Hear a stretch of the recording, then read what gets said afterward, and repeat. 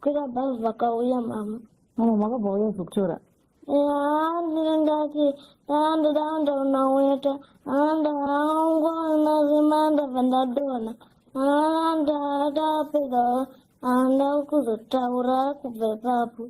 Wakangona rima nobva wadona unosizombotaura kubva ipapo. Ndingabudisa furo rarimi rakuda kubuda. Rurimi rako ranga rada kubuda. Mhuri yeZimbabwe tiri kufara nechiitiko chekutanga kutaura kwemwanasikana Mary uyo wamakaona kuburikidza nechirongwa chaTete Tilda Moyo akazouya achizobatsirwa namadzimai Nolin.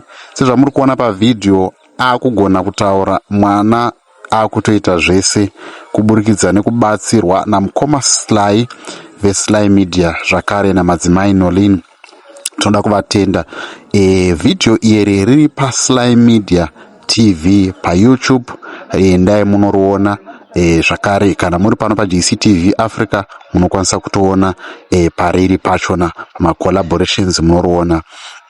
Sada kupa kutenda kuna mukoma Sly zvakare namadzimai Nolin nebasa ravari kuita.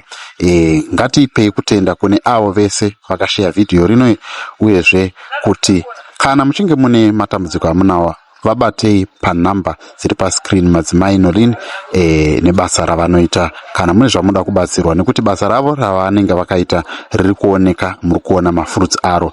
Aya haasi mabhidhiri, inyaya yakatoitika ikatotora makore iri mudare ramambo Chireya. Saka vanhu vanoita basa rinenge richioneka. Ndizvo zvatinenge tichikurudzira mhuri yeZimbabwe kuti sanganai nevanhu vanenge vachiita basa rinooneka, kwete vanoita madhirama.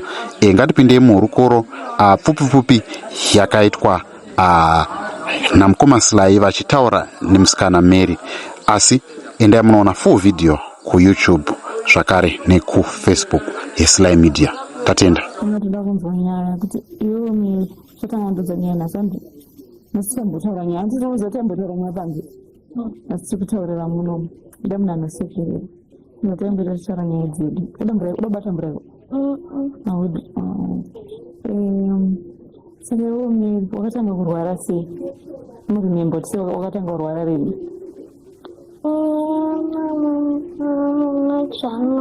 Muna January. Oh, okay. Waitenda kuchikoro here muna January? Ndavechikoro. Waitenda kuchikoro?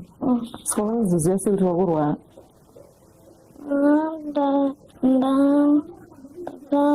Ndaenda kuchikoro ndakawa musoro ndatanga wamudumbu ndaudza medhemu ndowa mudumbu.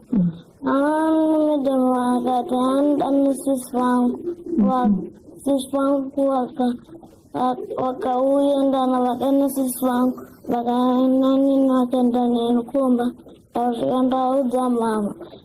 Ndasvika pamo vanhu vandatanga wamusoro ndatanga kuchema ndiende wamusoro namudumbu. Asamanyandobva mama ati ataenda nechipatara ere ataenda nechipatara aziva malaria ateka malaria andani ataenda vakapfunde vanamatira vanamatira vakakunamatira ndevakapfunde. Ndaenda namama vanamatira vakataura namama vaJosi ndobva ndatanga kugona kufamba ndafamba namudonzo. Ipapo wakabva watotanga kutadza kufamba zvakanaka? Ndabva ndaenda kugoka Michael.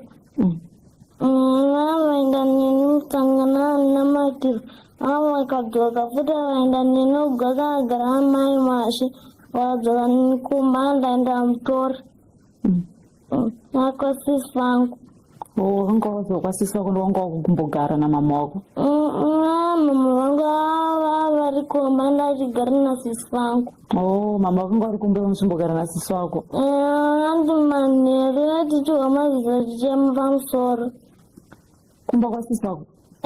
Tichiwa maziso chichemu pamusoro sisi wangu vakati mwana asingavata bakulu vaenda kubasi.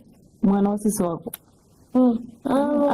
Chema the prince. Ndakakutanga uchema kuzi mazizanga achichema pamusoro pemba. Vazani chichema siku asimamwa vamugava fonera pamama mwa